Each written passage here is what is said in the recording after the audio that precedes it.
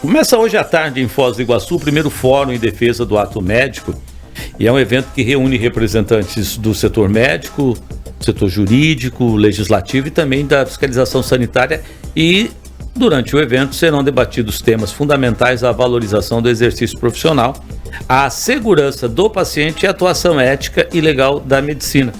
Entre os temas abordados estão a formação médica e os aspectos legais de atuação multiprofissional, segurança do paciente, capacitação e infraestrutura do serviço de saúde, ações conjuntas de fiscalização e o papel das instituições de controle. O responsável técnico pelo evento é o Dr. Carlos Felipe Tapia Carreño, gestor do Departamento de Fiscalização do Exercício Profissional do CRM Paraná. É o nosso entrevistado, está aqui ao vivo conosco no estúdio. Doutor, seja bem-vindo, obrigado por aceitar o convite do Pan News aqui de Foz do Iguaçu.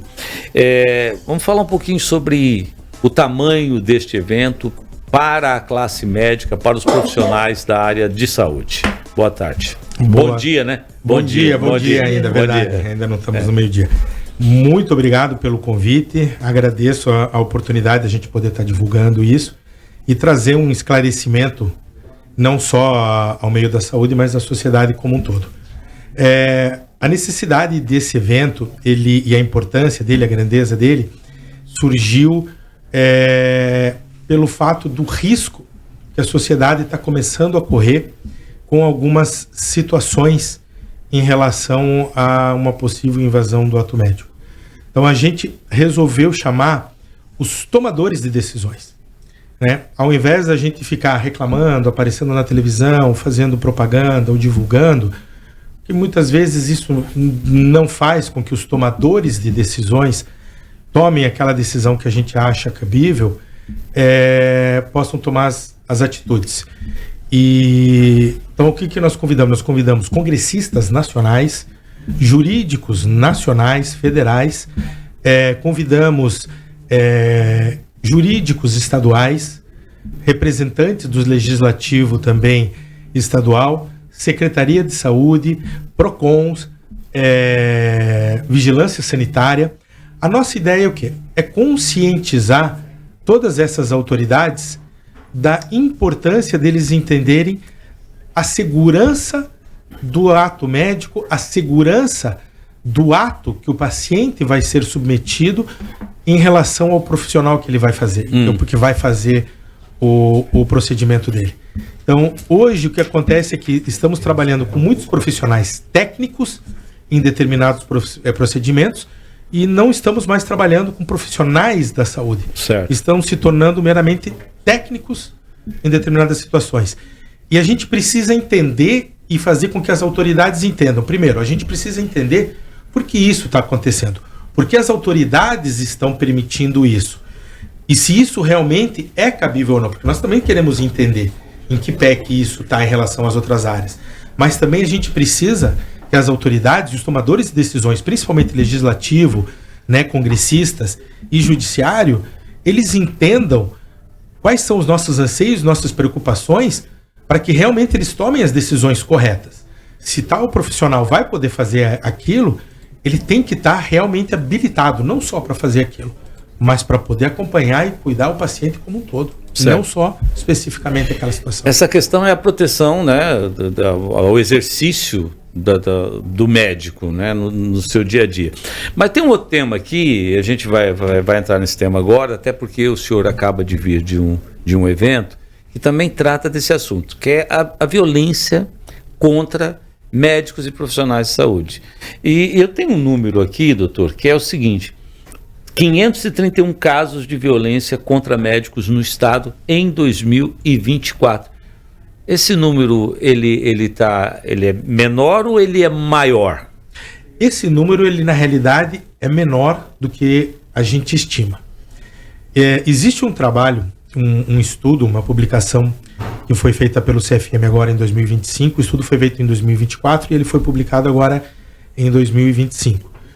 E baseado somente em boletins de ocorrência de violência física contra o médico no Brasil, 12 médicos são vítimas de agressão física. Não estamos nem falando da verbal. Nem da verbal. Não. 12 médicos são vítimas de agressão física por dia. Ou seja, um médico a cada 2 horas no Brasil, ele é agredido fisicamente com boletim de ocorrência registrado. Ou seja, isso é dados baseados apenas nos registros de violência com boletim de ocorrência.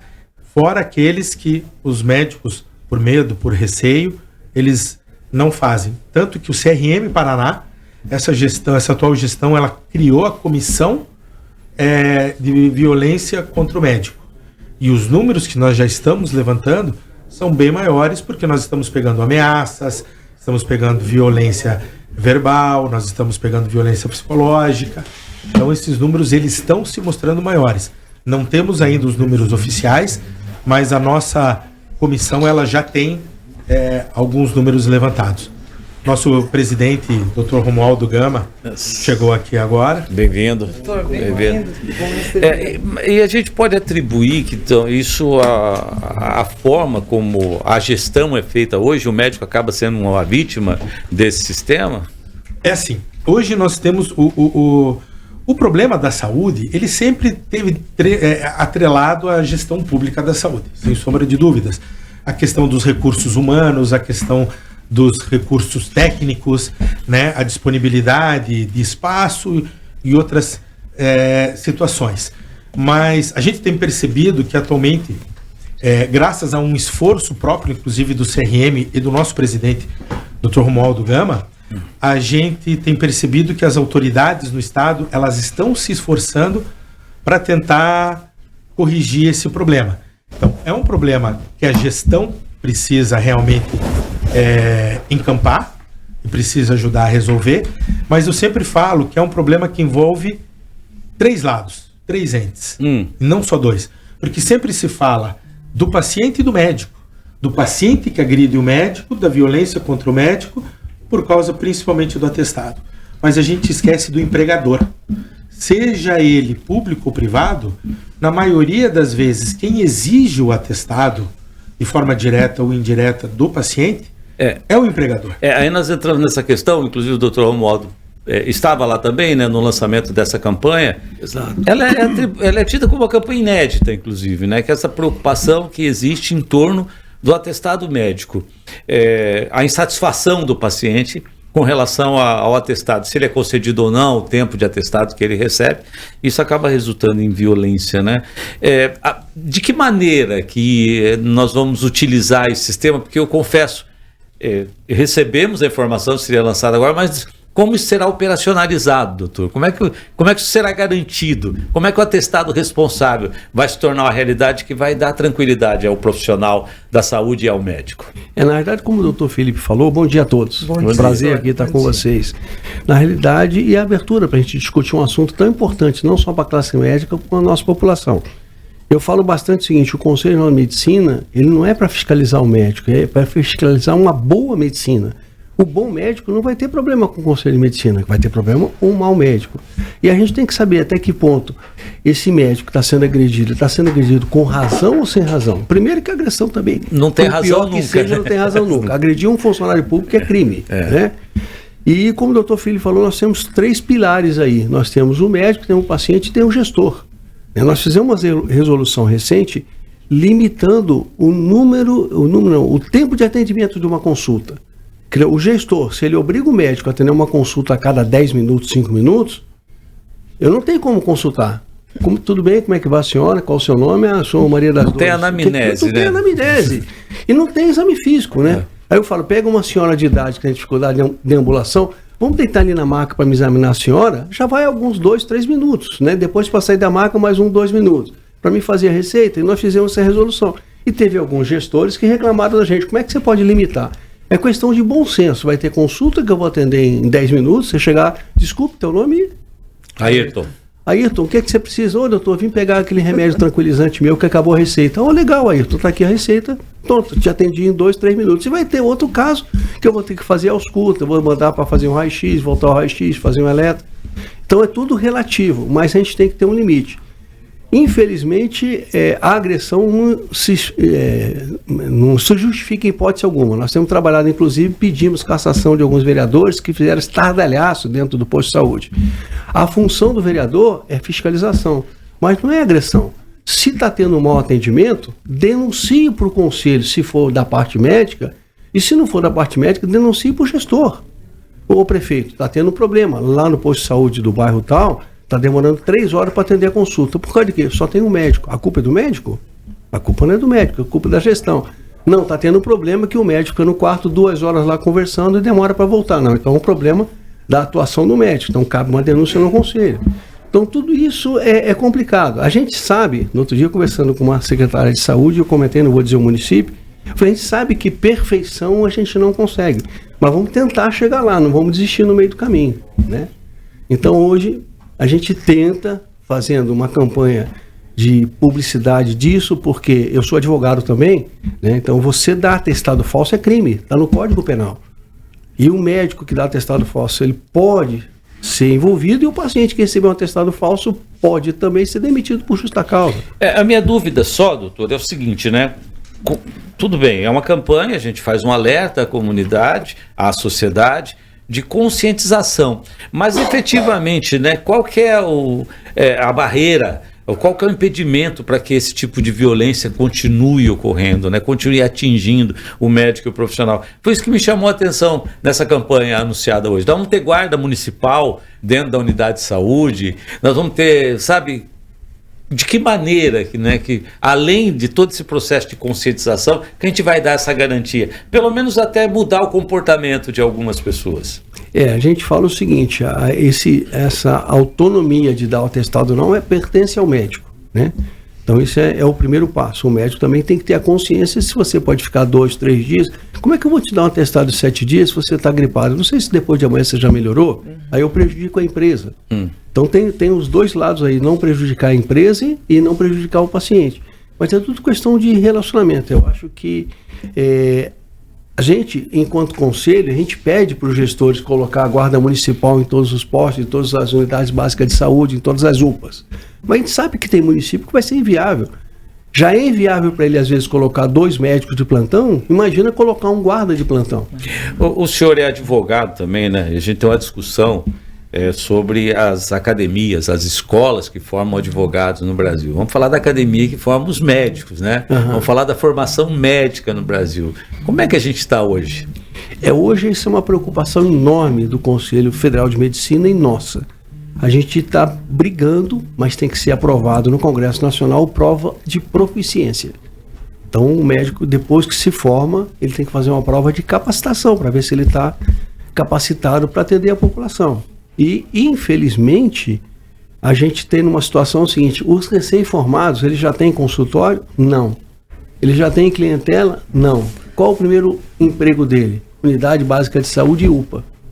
É justamente aquele cara que não tem experiência que vai atender você e eu quando a gente estiver com dor no peito. Que vai lá para a boca mesmo, né? Onde a coisa pega, né? Então a gente está fazendo essa campanha para que tenha o exame de proficiência justamente para avaliar, que nem na OAB. Eu passei na prova da OAB quando eu estava no 10º período. Eu me formei em medicina em 79 e em direito em 2009. Aí quando eu me formei foi o primeiro ano que você podia fazer a prova da OAB ainda estudante. Eu passei no 10º período, o pessoal falou assim, gente, a prova é tão difícil, como é que você passou? Eu falei, não, a prova não é difícil, a prova é óbvia. A prova diz qual é o prazo para uma apelação. Se eu não souber, eu matei o meu cliente. É a mesma coisa perguntar para mim, chegou um infartado, dá tempo de ir à lanchonete, posso ir ao banheiro? Posso conversar, acabar de conversar com minha esposa no telefone? Não, chegou um infartado, bicho, dá licença, chegou um infartado, eu vou atender. Então assim é meio óbvio. E infelizmente o recém-formado, temos escolas não só no Brasil, mas fora do Brasil, que não tem a capacidade de botar o cara para atender urgência e emergência. Tanto que um dos projetos nossos é fazer justamente um programa de educação médica continuada em urgência e emergência, pelo Conselho de Medicina, para o cara, pelo menos, antes de entrar na batalha, ter noção do que é revólver, o que é metralhadora, o que é faca, etc. Né? Doutor Carlos, a gente fala muito em revalida hoje, né? Que é uma forma que você tem de trazer um diploma de fora e você poder exercer essa função aqui. Como é que está isso hoje? Como é que o Conselho encara o número de pessoas que estão se apresentando para esse tipo de validação de diploma? Na realidade, assim, a quantidade de médicos que está entrando no mercado hoje no Brasil e no Paraná, se não me engano, no último ano foram em torno de 5.500 médicos, por mais de 5.000 médicos que entraram no mercado do trabalho. Isso informados em faculdades aqui e faculdades no estrangeiro. Quantos, desculpe? Mais de 5.000. No Paraná. No Paraná, exatamente. E está faltando médico? Não está faltando médico. Tá faltando. O problema é justamente está faltando a distribuição adequada. E aí entra remuneração, entra preparo, entra mercado de trabalho, uma série de outras coisas. E a importância do Revalida é justamente você não discriminar o médico formado, porque a ciência médica ela é igual no mundo todo, diferente do direito, diferente muitas vezes da economia, apesar de hoje estar tudo globalizado, mas a ciência médica é uma só. Só que você tem que ter um bom preparo da ciência médica, você tem que entender o que você está fazendo e saber o que você vai ter no teu mercado de trabalho e o que vai ser a tua profissão. Não adianta você pegar um diploma médico, seja numa faculdade nacional, por isso importante da prova de proficiência, mas seja numa faculdade fora, por isso importante a importância do Revalida, você precisa ser avaliado hoje em dia de alguma forma. E o Revalida, por enquanto, é a forma que se tem mais adequada. Talvez ela não seja a ideal ainda, mas é a mais adequada que a gente tem para poder validar aquele bom profissional que está se formando fora e que merece trabalhar aqui. Assim como a gente está procurando, né, inclusive baseado na isonomia, fazer uma validação também do médico que está se formando aqui. Porque tem faculdades ruins lá fora... Que seria a proeficiência. Exatamente. Né? Provavelmente tem, mas tem médicos formados ruins aqui dentro? Também tem. Então a gente não pode exigir só do médico que está formado lá fora e quer vir entrando. Nós temos que exigir do médico aqui. Até porque, muitas vezes, o médico, o estudante que está se formando lá fora, não é porque a faculdade de lá é ruim, é por uma situação financeira, porque a faculdade de lá é mais barata. Porque, infelizmente, as faculdades de medicina que estão abrindo hoje aqui no Brasil não são faculdades públicas, são privadas, com um custo de 12 a 25 mil reais. Mensais. No Paraguai, na Bolívia, na Argentina, você com moradia, talvez os teus custos não cheguem a 5 mil reais. Não, muito menos. Exatamente. Então, esse é o grande problema. Então, o que a gente quer é trazer o bom médico. E a gente quer, de alguma forma, barrar ou, pelo menos, estimular que o médico não bem formado, pelo menos ele procure uma formação melhor ou procure, né, aprender melhor. Uma questão que nos chegou essa semana, eu fiquei pensando se isso é válido, se isso pode. A pessoa está cursando o último ano de medicina no Paraguai, certo? E ela está pagando para estudar, fazer uma atividade no hospital em Santa Catarina. Isso é válido? Pode acontecer? Eu sei de um caso. A pessoa nos contou que o parente está no último ano, lá no Paraguai, e que está fazendo esse estágio. Daí eu falei, mas ela paga? Sim, paga. Paga lá em Santa Catarina, é um convênio que tem. Isso ajuda esse profissional já a fazer o Revalida, a caminhar? Como é que é isso? Nós estamos com um problema... posso citar os municípios, melhor? Não, os municípios pode. Nós estamos com problemas em Guaratuba e Paranaguá, aqui no Paraná. E em Santa Catarina, como não é da nossa alçada, eu sei de 3 municípios que estão recebendo. São hospitais pequenos, com baixa estrutura, que não sei se vai acrescentar muito no aprendizado, mas não pode. Eles estão criando mecanismos que eles dizem não ser um internato, não estar preparando eles para o ensino médico, mas é apenas uma observação, uma fase observacional.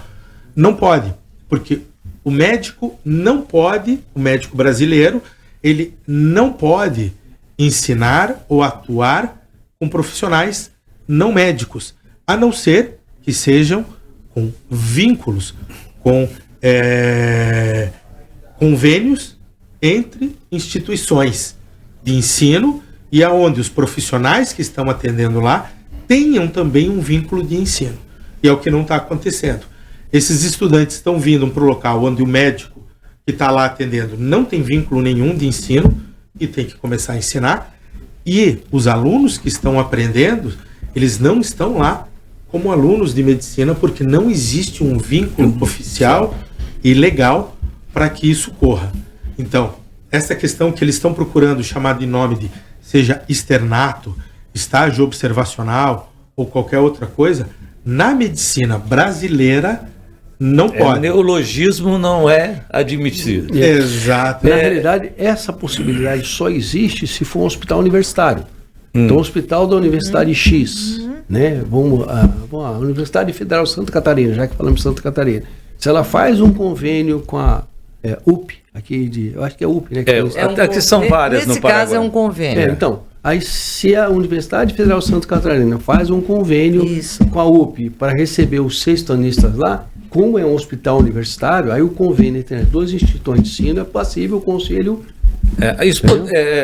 Deixa eu voltar lá naquele assunto lá, doutor Romualdo, que é essa questão dessa reavaliação, né? A gente fala, por exemplo, você faz o curso de Direito, mas tem que fazer a prova da OAB. Se você não passar na prova da OAB, nas duas fases dela, você é um bacharel, você não vai ser advogado.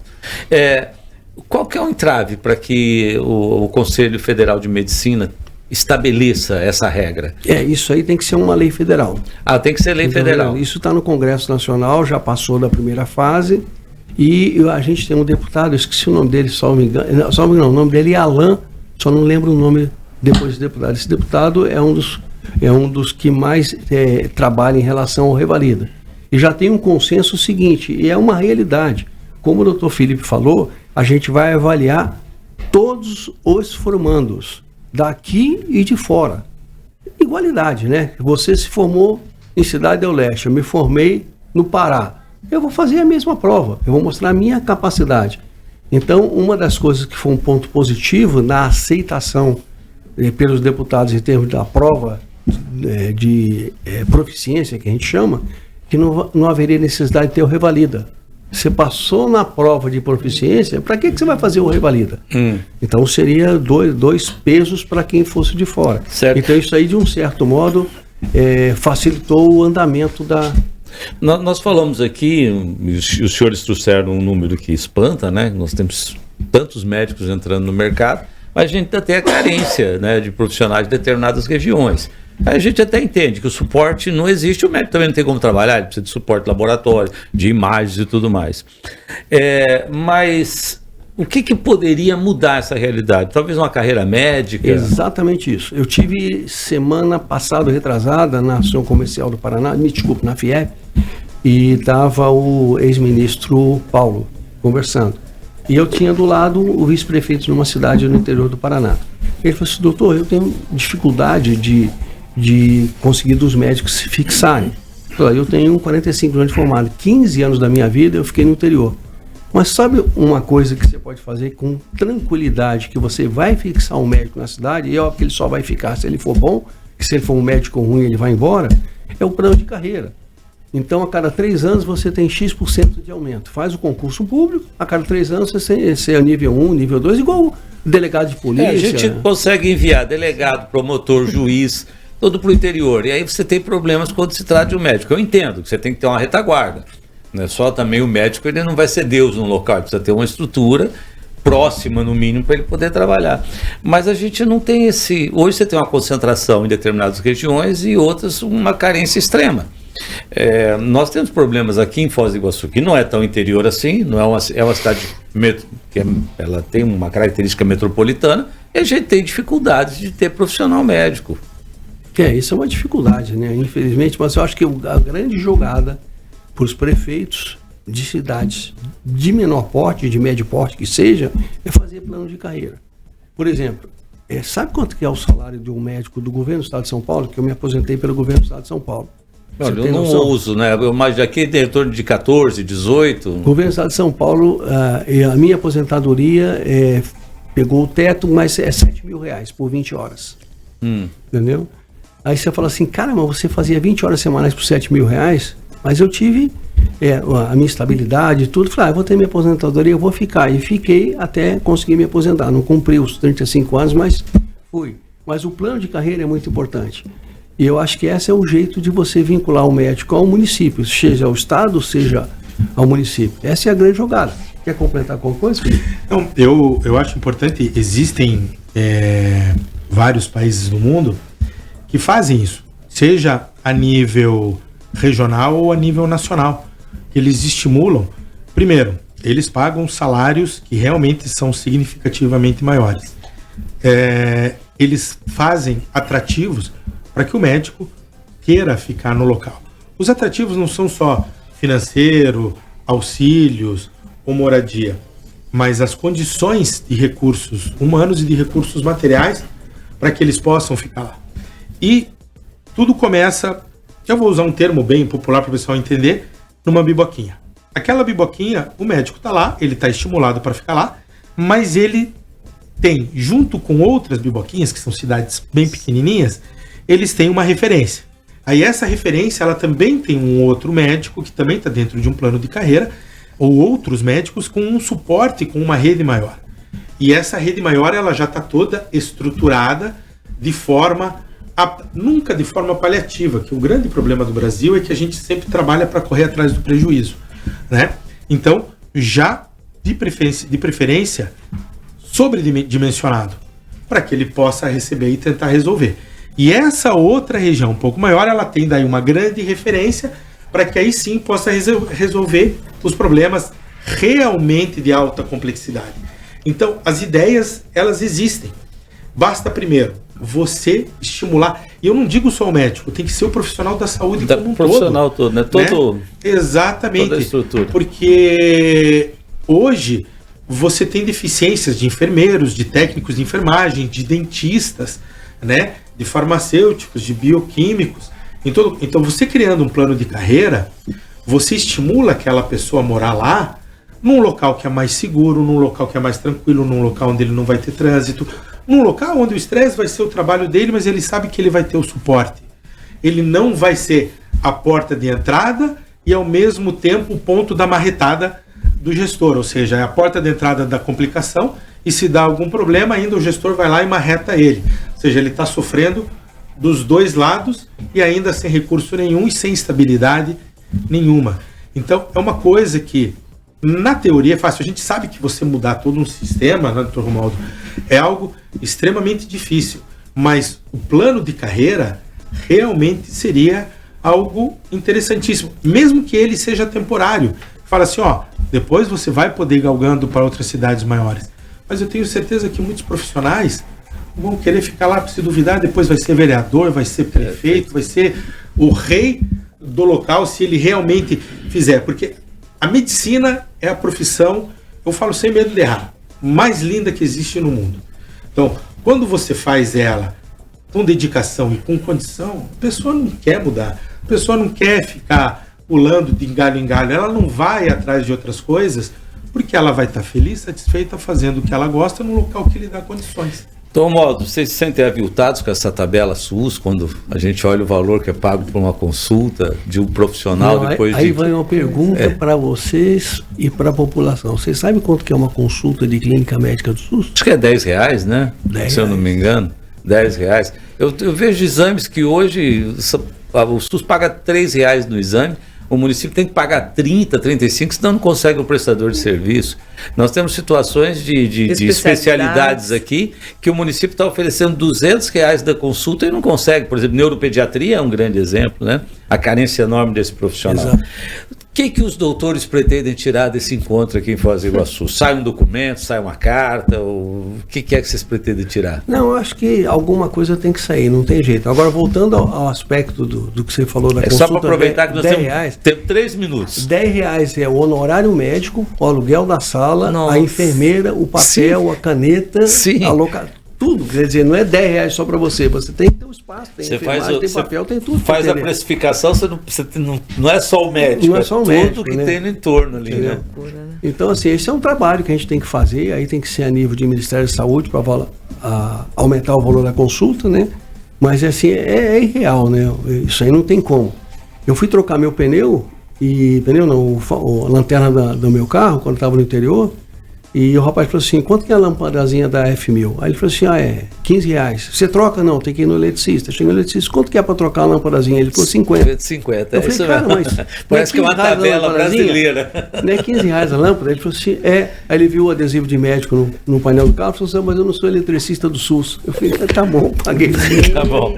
Então... Só aproveitando, desculpa a pergunta que você fez, uns 30 segundinhos ali, o que a gente espera desse evento é justamente com os formadores de decisão, com os tomadores de decisão, que é o Legislativo Nacional e o Jurídico Nacional e Regional, é que a gente consiga sensibilizar eles que a medicina é saúde, que nós somos profissionais médicos, que todos são profissionais da saúde, e nós não somos profissionais técnicos de um procedimento ou de uma área específica.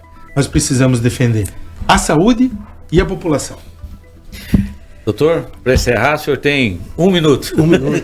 Não, agradecer a oportunidade. Eu acho que a discussão de saúde pública isso, né? É importantíssima, né? Acho que isso como o doutor Felipe falou, não dá para a gente ficar no boteco discutindo isso daí. Eu acho que isso é uma coisa que tem que ser lançada, a população discutir isso daí, a população cobrar dos seus governantes, né? Eu voto em você, eu quero que você faça isso. Porque realmente você exigir que tenha um excelente serviço, ou você vai ter um município complementando essa tabela, né, que nem se falou, o município vai pagar 200 e vai receber R$10. Tem essa consciência, mas talvez não consiga um médico para vir atender por 200, porque não sabe que ele vai ter estabilidade. Será que eu vou me deslocar para lá para atender 200, me desfaço meu ambiente de trabalho aqui para ir para Foz do Iguaçu? Aí daqui a pouquinho o general não é reeleito, entra outro prefeito e fala assim, não vou mais, não quero nada, muito obrigado, o que eu faço? Agora, só emenda aí para mim, por favor, telemedicina, como é que se enquadra no meio de tudo isso? Interessante esse assunto. Eu fui contra a telemedicina. Com o Covid-19, eu cheguei à conclusão que a medicina é uma grande arma que nós temos. Só que eu acho importantíssima a telemedicina no sentido de que você tem que ter o exame médico. Então você pode fazer uma telemedicina de médico para médico, que ele fez o exame médico, o exame físico e passou para mim. Sim. Mas fazer uma consulta de telemedicina sem nunca ter visto o paciente é muito complicado para mim. Eu acho que a gente tem que ter um pouco cuidado nesse sentido. E tem muitas pessoas com exame esperando a hora de levar para o médico. Desculpem, tá? A gente agradece, mas a gente tem que entregar para a rede e não dá para engolir, né? Senão a gente toma bronca lá. Mas obrigado, doutor Carlos, obrigado, doutor Romualdo, pela presença. Venham sempre quando tiver a Foz. E sucesso no evento em Foz. E apesar de estarmos, eu e o doutor Felipe, em Curitiba, o que vocês precisarem de orientação, qualquer orientação, discussão, quiser fazer uma live, uma transmissão, nós estamos à disposição de vocês. A gente tem contato bastante com as Para mim, apesar de ter televisão, ter internet e tudo, mas para mim a rádio é importantíssimo. E aqui a gente virou TV, né? Porque estamos transmitindo pelo YouTube rádio, e tudo mais. Olha, muito obrigado pela presença. Obrigado. Nós voltamos amanhã, Cida Costa. Voltamos amanhã, é sexta-feira, né? Sexta-feira é dia de fazer o programa com uma inspiração a mais, já olhando para o sábado e para o domingo. Começa hoje à tarde em Foz do Iguaçu o primeiro Fórum em Defesa do Ato Médico, e é um evento que reúne representantes do setor médico, setor jurídico, legislativo e também da fiscalização sanitária, e durante o evento serão debatidos temas fundamentais à valorização do exercício profissional, à segurança do paciente e à atuação ética e legal da medicina. Entre os temas abordados estão a formação médica e os aspectos legais de atuação multiprofissional, segurança do paciente, capacitação e infraestrutura do serviço de saúde, ações conjuntas de fiscalização e o papel das instituições de controle. O responsável técnico pelo evento é o Dr. Carlos Felipe Tapia Carreño, gestor do Departamento de Fiscalização do Exercício Profissional do CRM Paraná. É o nosso entrevistado, está aqui ao vivo conosco no estúdio. Doutor, seja bem-vindo, obrigado por aceitar o convite do Pan News aqui de Foz do Iguaçu. Vamos falar um pouquinho sobre o tamanho deste evento para a classe médica, para os profissionais da área de saúde. Boa tarde. Bom dia, né? Bom dia ainda, verdade. Ainda não estamos no meio-dia. Muito obrigado pelo convite, agradeço a oportunidade de a gente poder estar divulgando isso e trazer um esclarecimento não só ao meio da saúde, mas à sociedade como um todo. A necessidade desse evento e a importância dele, a grandeza dele, surgiu pelo fato do risco que a sociedade está começando a correr com algumas situações em relação a uma possível invasão do ato médico. Então a gente resolveu chamar os tomadores de decisões, né? Ao invés da gente ficar reclamando, aparecendo na televisão, fazendo propaganda ou divulgando, que muitas vezes isso não faz com que os tomadores de decisões tomem aquela decisão que a gente acha cabível, possam tomar as atitudes. E então o que nós convidamos? Nós convidamos congressistas nacionais, jurídicos nacionais, federais, convidamos jurídicos estaduais, representantes do legislativo também estadual, Secretaria de Saúde, PROCONs, Vigilância Sanitária. A nossa ideia é o quê? É conscientizar todas essas autoridades da importância deles entenderem a segurança do ato médico, a segurança do ato que o paciente vai ser submetido em relação ao profissional que ele vai fazer, porque vai fazer o procedimento dele. Então, hoje o que acontece é que estamos trabalhando com muitos profissionais técnicos em determinados procedimentos e não estamos mais trabalhando com profissionais da saúde. Certo. Estamos se tornando meramente técnicos em determinadas situações. E a gente precisa entender e fazer com que as autoridades entendam. Primeiro, a gente precisa entender por que isso está acontecendo. Por que as autoridades estão permitindo isso. E se isso realmente é cabível ou não. Porque nós também queremos entender em que pé que isso está em relação às outras áreas. Mas também a gente precisa que as autoridades, os tomadores de decisões, principalmente legislativo, né, congressistas e judiciário, eles entendam quais são os nossos anseios, nossas preocupações, para que realmente eles tomem as decisões corretas. Se tal profissional vai poder fazer aquilo, ele tem que estar realmente habilitado, não só para fazer aquilo, mas para poder acompanhar e cuidar o paciente como um todo, certo. Não só especificamente aquela situação. Essa questão é a proteção, né, ao exercício do médico, né, no seu dia a dia.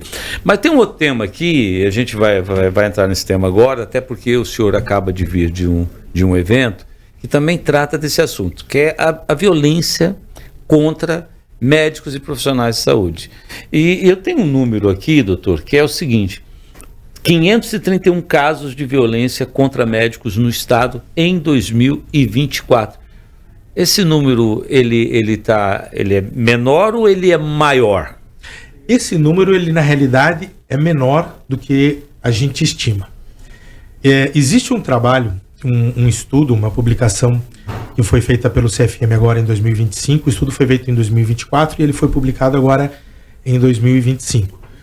E baseado somente em boletins de ocorrência de violência física contra o médico no Brasil, 12 médicos são vítimas de agressão física. Não estamos nem falando da verbal. Nem da verbal. Não. 12 médicos são vítimas de agressão física por dia. Ou seja, um médico a cada 2 horas no Brasil, ele é agredido fisicamente com boletim de ocorrência registrado. Ou seja, isso é dados baseados apenas nos registros de violência com boletim de ocorrência. Fora aqueles que os médicos, por medo, por receio, eles não fazem. Tanto que o CRM Paraná, essa atual gestão, ela criou a comissão de violência contra o médico. E os números que nós já estamos levantando são bem maiores, porque nós estamos pegando ameaças, estamos pegando violência verbal, nós estamos pegando violência psicológica. Então esses números, eles estão se mostrando maiores.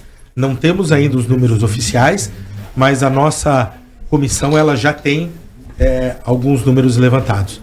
Nosso presidente, Dr. Romualdo Gama, chegou aqui agora. Bem-vindo. Bem-vindo. E a gente pode atribuir que então, isso, a forma como a gestão é feita hoje, o médico acaba sendo uma vítima desse sistema? É assim, hoje nós temos o problema da saúde, ele sempre teve atrelado à gestão pública da saúde, sem sombra de dúvidas. A questão dos recursos humanos, a questão dos recursos técnicos, né, a disponibilidade de espaço e outras situações. Mas a gente tem percebido que atualmente graças a um esforço próprio, inclusive do CRM e do nosso presidente, Dr. Romualdo Gama, a gente tem percebido que as autoridades no estado, elas estão se esforçando para tentar corrigir esse problema. Então, é um problema que a gestão precisa realmente encampar e precisa ajudar a resolver, mas eu sempre falo que é um problema que envolve 3 lados, 3 entes, e não só 2, porque sempre se fala do paciente e do médico, do paciente que agride o médico, da violência contra o médico, por causa principalmente do atestado. Mas a gente esquece do empregador. Seja ele público ou privado, na maioria das vezes, quem exige o atestado, de forma direta ou indireta, do paciente, é o empregador. Aí nós entramos nessa questão, inclusive o doutor Romualdo estava lá também, né, no lançamento dessa campanha. Exato. Ela é tida como uma campanha inédita, inclusive, né, que é essa preocupação que existe em torno do atestado médico. A insatisfação do paciente com relação ao atestado, se ele é concedido ou não, o tempo de atestado que ele recebe, isso acaba resultando em violência, né? De que maneira que nós vamos utilizar esse sistema? Porque eu confesso, recebemos a informação que seria lançada agora, mas como isso será operacionalizado, doutor? Como é que isso será garantido? Como é que o atestado responsável vai se tornar uma realidade que vai dar tranquilidade ao profissional da saúde e ao médico? Na realidade, como o doutor Felipe falou, bom dia a todos. Bom dia. Prazer aqui estar com vocês. Na realidade, e a abertura para a gente discutir um assunto tão importante, não só para a classe médica, como para a nossa população. Eu falo bastante o seguinte: o Conselho Nacional de Medicina, ele não é para fiscalizar o médico, é para fiscalizar uma boa medicina. O bom médico não vai ter problema com o Conselho de Medicina, vai ter problema com o mau médico. E a gente tem que saber até que ponto esse médico está sendo agredido com razão ou sem razão. Primeiro que a agressão também, não tem razão pior nunca, que seja, não tem razão nunca. Agredir um funcionário público é crime, né? E como o doutor Filho falou, nós temos 3 pilares aí. Nós temos o médico, temos o paciente e temos o gestor. Nós fizemos uma resolução recente limitando o tempo de atendimento de uma consulta. O gestor, se ele obriga o médico a atender uma consulta a cada 10 minutos, 5 minutos, eu não tenho como consultar. Tudo bem, como é que vai a senhora? Qual o seu nome? Sou Maria das Dores. Não tem anamnese, Não tem anamnese. E não tem exame físico, né? Aí eu falo, pega uma senhora de idade que tem dificuldade de deambulação, vamos deitar ali na maca para me examinar a senhora, já vai alguns 2, 3 minutos, né? Depois para sair da maca, mais 1, 2 minutos. Para me fazer a receita, e nós fizemos essa resolução. E teve alguns gestores que reclamaram da gente, como é que você pode limitar? É questão de bom senso. Vai ter consulta que eu vou atender em 10 minutos. Você chegar, desculpe, teu nome? Ayrton. Ayrton, o que é que você precisa? Ô, doutor, vim pegar aquele remédio tranquilizante meu que acabou a receita. Legal, Ayrton, tá aqui a receita. Pronto, te atendi em 2, 3 minutos. E vai ter outro caso que eu vou ter que fazer a ausculta. Eu vou mandar para fazer um raio-x, voltar ao raio-x, fazer um eletro. Então é tudo relativo, mas a gente tem que ter um limite. Infelizmente, a agressão não se justifica em hipótese alguma. Nós temos trabalhado, inclusive, pedimos cassação de alguns vereadores que fizeram estardalhaço dentro do posto de saúde. A função do vereador é fiscalização, mas não é agressão. Se está tendo um mau atendimento, denuncie para o conselho, se for da parte médica, e se não for da parte médica, denuncie para o gestor. Ô prefeito, está tendo um problema lá no posto de saúde do bairro tal, está demorando 3 horas para atender a consulta. Por causa de quê? Só tem um médico. A culpa é do médico? A culpa não é do médico, a culpa é da gestão. Não, está tendo um problema que o médico fica no quarto 2 horas lá conversando e demora para voltar. Não, então é um problema da atuação do médico. Então cabe uma denúncia no conselho. Então tudo isso é complicado. A gente sabe, no outro dia conversando com uma secretária de saúde, eu comentei, não vou dizer o município, eu falei, a gente sabe que perfeição a gente não consegue, mas vamos tentar chegar lá, não vamos desistir no meio do caminho, né? Então hoje a gente tenta, fazendo uma campanha de publicidade disso, porque eu sou advogado também, né? Então você dar atestado falso é crime, está no Código Penal. E o médico que dá atestado falso, ele pode ser envolvido, e o paciente que recebeu um atestado falso pode também ser demitido por justa causa. A minha dúvida só, doutor, é o seguinte, né? Tudo bem, é uma campanha, a gente faz um alerta à comunidade, à sociedade, de conscientização, mas efetivamente, né, qual que é a barreira, qual que é o impedimento para que esse tipo de violência continue ocorrendo, né, continue atingindo o médico e o profissional? Foi isso que me chamou a atenção nessa campanha anunciada hoje. Nós vamos ter guarda municipal dentro da unidade de saúde, nós vamos ter, sabe, de que maneira, né, que além de todo esse processo de conscientização, que a gente vai dar essa garantia? Pelo menos até mudar o comportamento de algumas pessoas. A gente fala o seguinte, essa autonomia de dar o atestado não pertence ao médico, né? Então isso é o primeiro passo. O médico também tem que ter a consciência se você pode ficar 2, 3 dias. Como é que eu vou te dar um atestado de 7 dias se você está gripado? Não sei se depois de amanhã você já melhorou, aí eu prejudico a empresa. Então tem os dois lados aí, não prejudicar a empresa e não prejudicar o paciente. Mas é tudo questão de relacionamento. Eu acho que a gente, enquanto conselho, a gente pede para os gestores colocar a guarda municipal em todos os postos, em todas as unidades básicas de saúde, em todas as UPAs. Mas a gente sabe que tem município que vai ser inviável. Já é inviável para ele, às vezes, colocar 2 médicos de plantão, imagina colocar um guarda de plantão. O senhor é advogado também, né? A gente tem uma discussão sobre as academias, as escolas que formam advogados no Brasil. Vamos falar da academia que forma os médicos, né? Vamos falar da formação médica no Brasil. Como é que a gente está hoje? Hoje isso é uma preocupação enorme do Conselho Federal de Medicina e nossa. A gente está brigando, mas tem que ser aprovado no Congresso Nacional prova de proficiência. Então o médico, depois que se forma, ele tem que fazer uma prova de capacitação para ver se ele está capacitado para atender a população.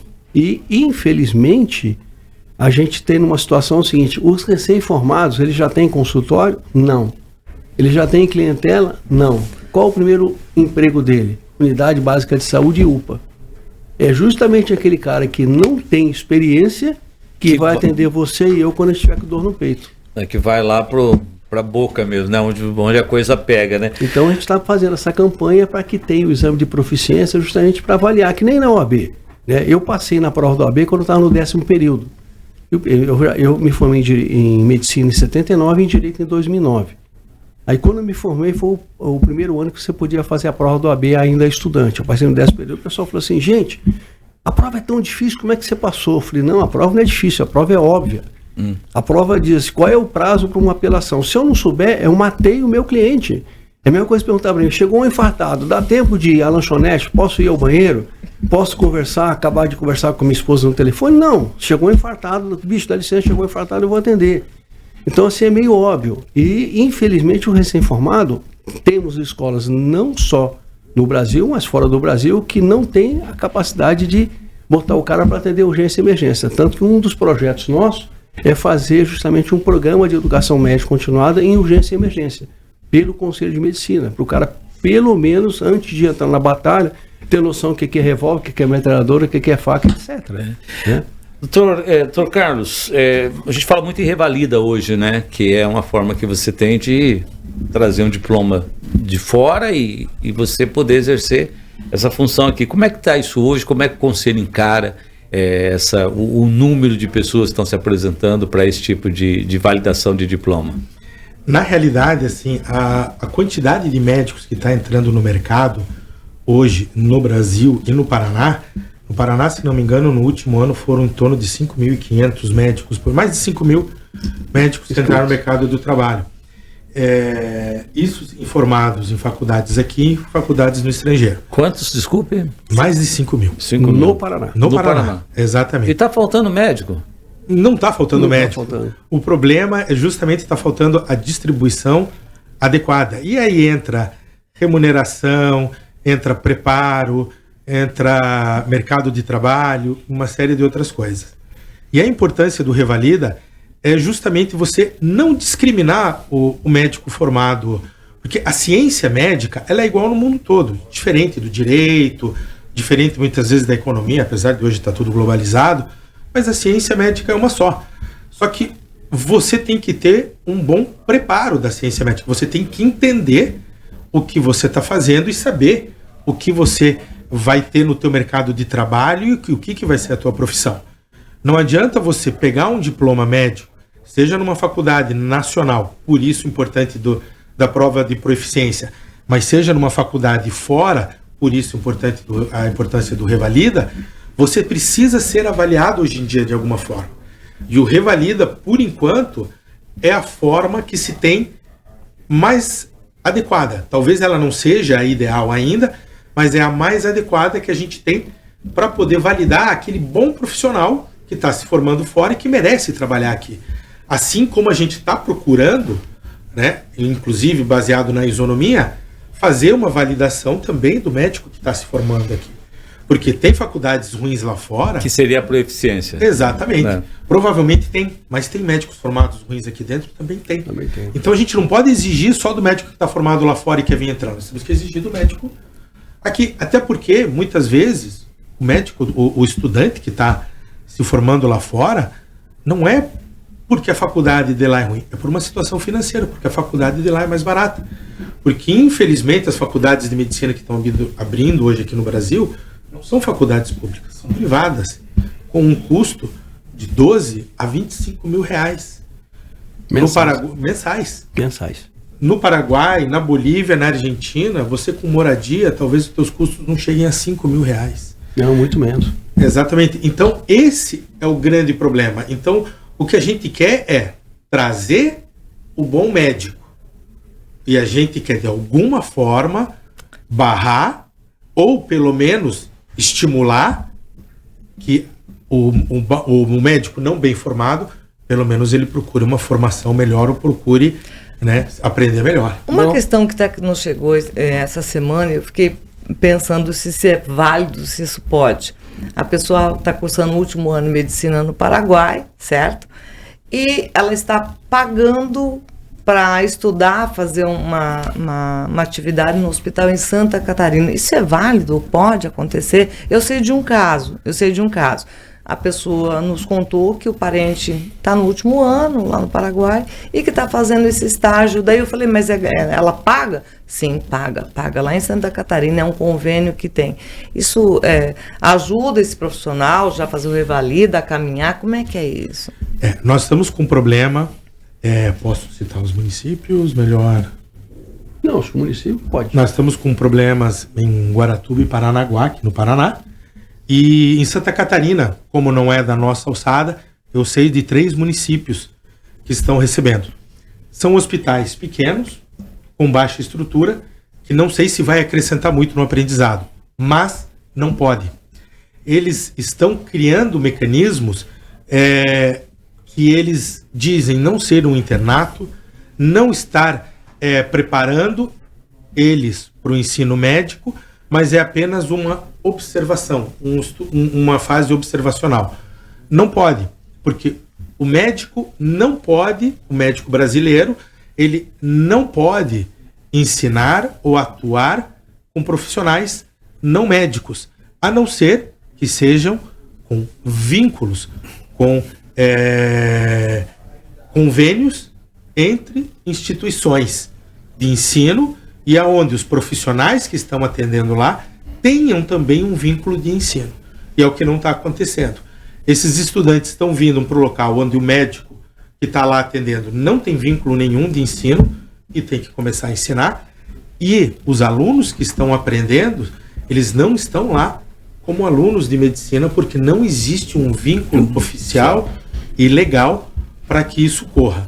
Então, essa questão que eles estão procurando, chamado de nome de seja externato, estágio observacional ou qualquer outra coisa, na medicina brasileira não pode. O neologismo não é admitido. Exato. Na realidade, essa possibilidade só existe se for um hospital universitário.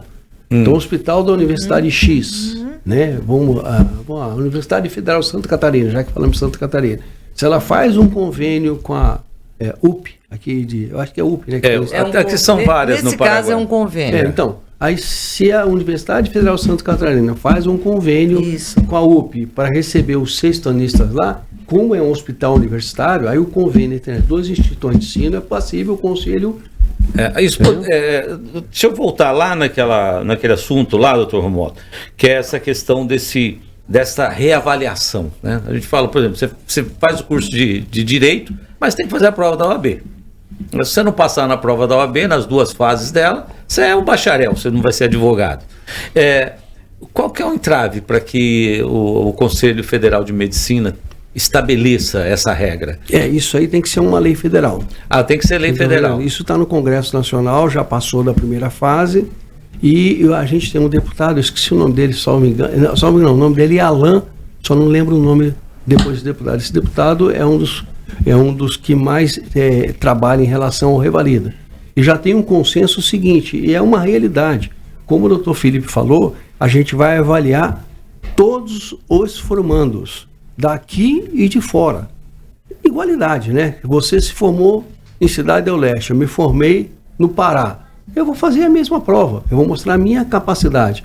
Então, uma das coisas que foi um ponto positivo na aceitação pelos deputados em termos da prova de proficiência, que a gente chama, que não haveria necessidade de ter o revalida. Você passou na prova de proficiência, para que você vai fazer o revalida? Então, seria dois pesos para quem fosse de fora. Certo. Então, isso aí, de um certo modo, facilitou o andamento da... Nós falamos aqui, e os senhores trouxeram um número que espanta, né? Nós temos tantos médicos entrando no mercado, mas a gente ainda tem a carência, né, de profissionais de determinadas regiões. A gente até entende que o suporte não existe, o médico também não tem como trabalhar, ele precisa de suporte de laboratório, de imagens e tudo mais.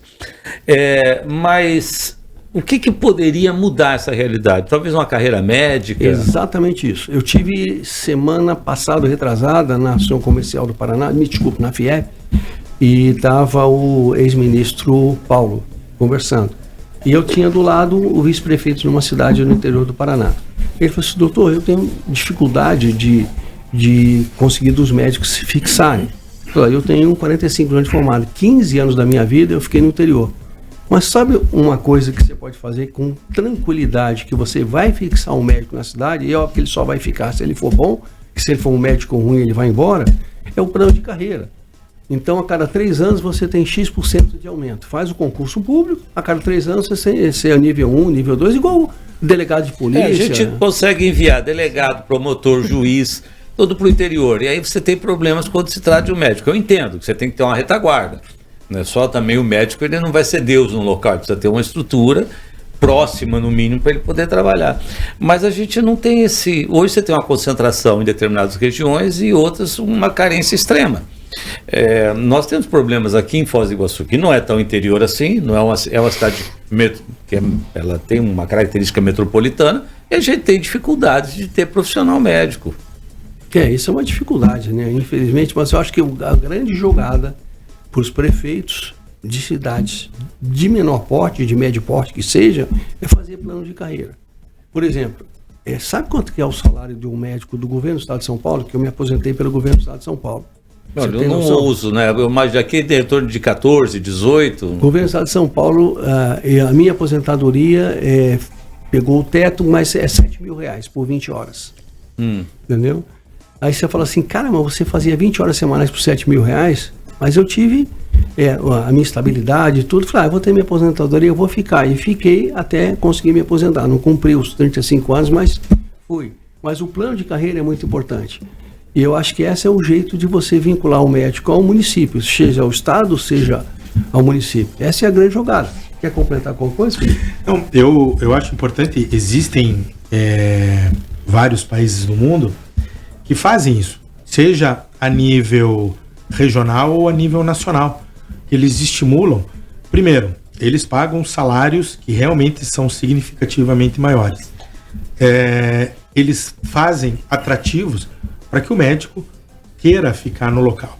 Os atrativos não são só financeiro, auxílios ou moradia, mas as condições de recursos humanos e de recursos materiais para que eles possam ficar lá.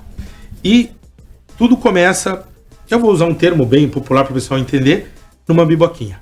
Aquela biboquinha, o médico está lá, ele está estimulado para ficar lá, mas ele tem, junto com outras biboquinhas, que são cidades bem pequenininhas, eles têm uma referência. Aí essa referência, ela também tem um outro médico que também está dentro de um plano de carreira, ou outros médicos com um suporte, com uma rede maior.